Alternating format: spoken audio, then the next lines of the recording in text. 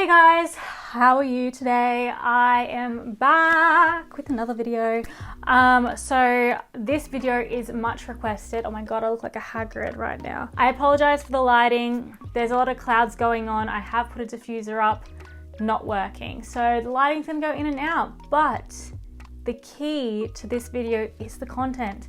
So today we are going to be doing a Q&A. I graduated AMDA in 2018, in September 2018, and after that AMDA actually, I think, was becoming a university or university recognized rather than a conservatory. So I know from that a lot of stuff happened. They were intaking a lot more people than usual. But I remember probably my last semester, I was so glad that I had night classes all of the last semester, because there were just so many people, like so many people. I remember orientations for these people coming in, we were like the smallest.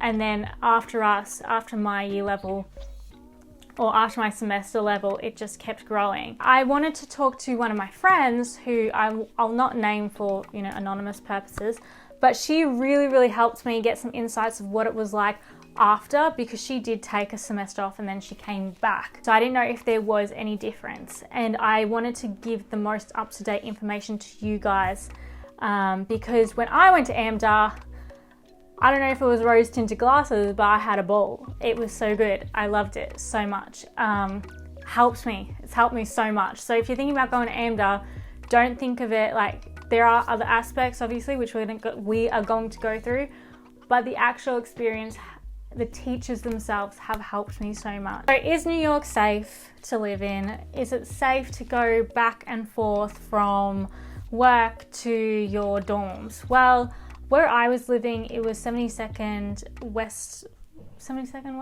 Broadway? God, it's been a long time. Anyway, where I was living, it was literally only 10 blocks away, because the school is on 61st Street, or there's another campus where sometimes you go for lessons, which is literally 4 blocks up. So it's a bit closer to you on that end, but the longest distance is 10 blocks, unless you're in a different dorm room, and I'm not sure if they do that anymore. I'm not sure about the dorm rooms, but all I know is that yes, it is safe. In the mornings, it's perfectly safe. There is so many people out and about all the time. If you're worried about nighttime, like after work, especially if you're working late night, which is basically doing painting sets and putting lights up and rigging and all that, it's real fun, to be honest, but it is late night, so sometimes you finish at like 2 a.m. and then you would go with the group back to your dorm room. So you're always with someone. There were only a couple of times where I was by myself, whereas like I finished work earlier than everyone else, or I finished rehearsals earlier than everyone else, or whatever, and I felt safe. Me, a 5'1" being little girl, felt safe in New York. If your parents or something are concerned, you can go with the group, or you can, when you buddy up with someone in your class, just, meet them outside and then go, or make sure that you both get the same job so that you always have a partner in tow. Me, a probably 12-minute brisk walk, 15-minute walk. If you're going really slow, 20-minute walk. That's it. And then to the other campus, it was literally 5 minutes. So the classes were about 15 to 20 students, even now. That's what my friend has told me. So that hasn't actually changed. I'm not sure why. It just seemed like maybe there were more classes, there were more groups of students, whereas when I was there, our whole entire level, not the class group, but the entire level, there weren't as many. Chances of finding a job after AMDA. Now, honestly, this is up to you. It depends how much you want it. I'm not sure if you saw my other AMDA video, and if you didn't, please, there's link here or here, wherever it pops up. Basically, AMDA gives you the tools. They're not going to find you the job. They're giving you the tools to be the best actor you can be in an audition room, in an audition setting, in a performance setting, making sure that when you're on, when you actually get on set, then you're all good. But they will not find you a job. Not international students, just letting you know, non-international students, unless you're going for your O1 visa. But your 4th semester, during the day, you can audition because you have night classes. So it's a really great perk that you have all this time to audition in front of people. I couldn't because, sorry, I think I tapped you there. I couldn't because I was an international student. So if I went in front of a casting director, they go, well, what visa are you on? And I don't have one. I'm just on an F1 student visa.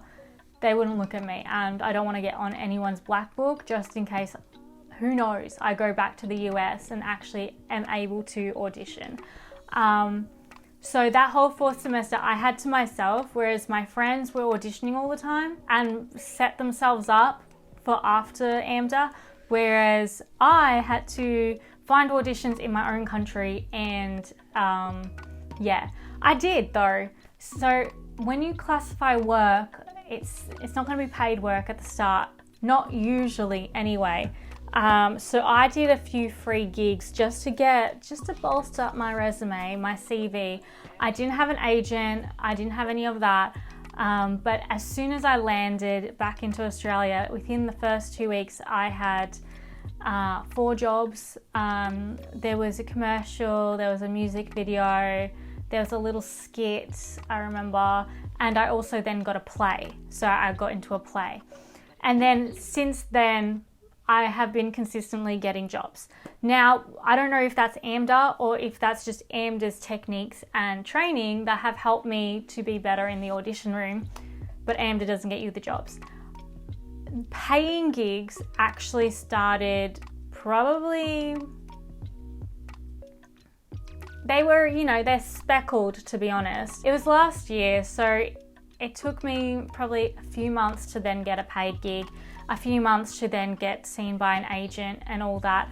But that is with persistence and determination. So it's up to you how much effort you put into actually trying to get in front of people and, using those stepping stones. All I thought about was networking and making sure that I knew people and making sure that if they figured something out or if they heard something, then they'd be like, oh, this girl actually really, she'll be good for the role. You should audition her. That's how I got a lot of gigs, and that's just from networking alone. That's just from being a kind person. That's a genuine kind person. And then you let your talent and your determination and all that speak for itself in the audition room. Are you able to transfer? Now, a lot of people from after they finished the course, they then went to the new school, which is still in New York, or they transferred to do their bachelor's in LA. You can start in LA and then do a 3rd semester and transfer to New York to see if you like the New York vibe and then go back. But you can't really transfer to other colleges. So my friend said, she seems to think that you can't. You may have to just research that. I never transferred. I stayed in AMDA the entire time. And then I didn't get my bachelor's. I just wanted the diploma and I came back home and wanted to get experience straight away. What is the most you've gained? So I'm not sure if you've seen, so if you haven't seen the other AMDA video, I talk about everything that I've learned or done within the first year of coming back from AMDA. I have gained so much. I've gained confidence in myself to be able to perform, to be able to compete with other people, and to really take the room and have it mine when it is my turn. So when that little 15-minute slot of audition is mine, I make sure that everyone knows it's mine. I go in there and it's about, really making the room yours and owning the room. That's what they call it. It's really about owning the rooms. It's given me techniques that I didn't have before. Techniques in both for auditioning and performing. Just techniques in general that have helped me be more professional, that seem more professional or more seasoned. I get a script and I know exactly what to do with it. Also, whilst performing, techniques that you don't realize that you need, like able to be neutral but also have thought going on. Also, you don't notice that when you're in like film class or something and you're talking to a camera, you get really tense, and the camera can see that. So they show you techniques on how to not have your eyebrows up too much, or tensing your jaw, or moving around in the frame. Because a lot of people do that, and I have seen it on TV, and it's quite annoying. Someone asked me, is SCAMDA true? Now, this person says SCAMDA is definitely true, and every single person in HR was a complete asshole to me, and the dorms are shit, and they strip us of our money. The dorms are shit. The dorm rooms are tiny, and for the amount you need to pay for them, it's kind of ridiculous. I'm not sure if that was, she's not international student, so she's gone from experience from being just American. But they are tiny. If you think you're getting a dorm room and you think you're gonna have the space of this study, you will not. I could put my hand from one to the other and lay down.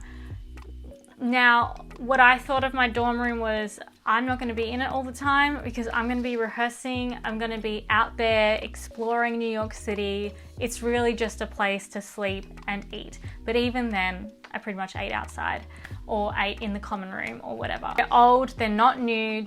Don't think you're going to Columbia University. I actually went on a date with a guy in Columbia University, and he told me everything about their university and how great it is, and their dorm room size and how it's literally an apartment. He tended to talk a lot about himself. Safe to say we didn't talk after that.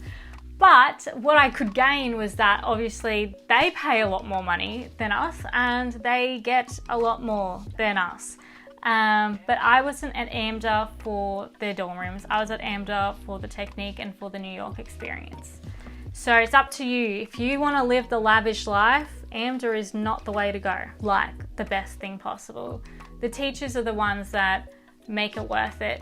The teachers are so great. They're all performing. They're all actors. They've all had a range of experience. One of my teachers, my Shakespeare teacher actually, she was best friends with Tennessee Williams. There are photos of them, and yeah, pretty cool. So what did you think you'd get out of AMDA? That's what I asked my friend. My friend said that I thought I would get representation or anything from our showcases. I think they lie about inviting people to showcases and should work harder on that. I personally know that people have gained opportunities from showcases. Two of my friends in the upper level, they gained auditions and representation straight away. I never thought I would gain representation because, one, I'm Australian. I don't have the visa, and they're not going to give me the visa. And like an agent is not going to sponsor you. But what I was told at my audition was that they would help you get your white card. Still don't know what that is. But I thought they would help you gain a visa or help you on the process of that. The only help we ever got as international students was a workshop with someone who's Australian but lives in America, and she literally is an agency that does your visa for you. Is it worth the money? Now, okay, a lot of you are internationals and a lot of you are saying, how do I pay for it? I'm not gonna lie, it's a hell of a lot of money, and I'm not gonna lie, I had help getting it. I didn't take a loan out, I just had help from people who I am paying back, and I really appreciate their help. They knew that it was something that I was serious about and that it wasn't just a whim, that I have been working towards this my entire life. Now, is it worth the money? I don't see how another school wouldn't be similar. For instance, if you're gonna go for Juilliard, you have like 3 chances or 2 chances, and that's it, to get in. But I know people who have had a full ride. Like if they were so good that they got a scholarship and they didn't have to pay anything. Some people get part scholarships. Some people take loans out. Now for AMDA, you do get scholarships on audition if you are good. So I did end up getting a scholarship that helped towards the payments. I also ended up doing a stint, like I did work at AMDA as an international student. You are only allowed to do 20 hours of work at the school. You cannot do work anywhere else. It is illegal. So yeah, I only ever got like 15 hours tops a week working. late night library assistant, all that stuff that helped pay for food and like shoes or dance stuff. Didn't pay for anything else. Like living expenses, the help that I got was that if you become an RA, then you also for that term you get money plus housing taken off for that term. So your housing is free or something. Although my mum says that we didn't get that. I don't know. I don't know the story. I thought that's what it was. The reason why a lot of people go to AMDA is because they've been invited, or it's easy to get in, or they feel like they've already got a foot in the door there. I don't regret my time at AMDA, but I would definitely tell people, if you're starting out, don't think about the time issue. Like, look at this. Like, for instance, I went to AMDA a couple of years ago and now my time is stopped and halted because of COVID. If it's not the right suit for you, I would keep searching. Check out England, RADA, all those places. Check out other places in America. There's some universities that have programs, that have scholarships, that actually have transcripts that you can do. There's so much out there. There's so many good schools out there. If I did it again, I did love my New York experience, but I probably would stay in Australia just because it's so much easier. Now, I know Australia, it doesn't have the best industry, but it has better than some. So there's some people who living in other countries and they're telling me they don't have the industry. That is why they want to go to AMDA. They have to move. They have to actually go overseas. But if you can, I would stay in your own country. Like, for instance, I have NIDA and I have WAPA here. They're one of the top 20 schools in the world. NIDA being, I think, top 10. I'm not sure. Last time I checked, it was. I would audition for that just to be in Australia, because not only is it hard to live internationally and all that, and although it's so great, it's such a great thing to be abroad.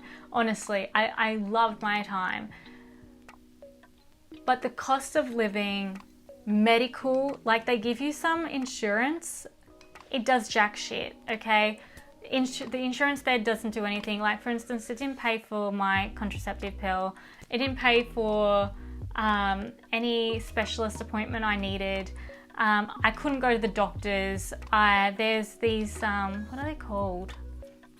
Kind of like nurses, like little clinics that you go to that are kind of like nurses or something. And you go there, but that you end up having to pay after a while. Like, you only get like 3 times and whatever, and during the winter, and then winter plus being overworked plus being burnt out equals a lot of stress on your body and flu-like symptoms. So yeah, there's a lot to think about if you want to go to AMDA, especially if you're international. Again, I don't know, take what you will from this. I have no idea. I have no idea if this is something that you would be interested in.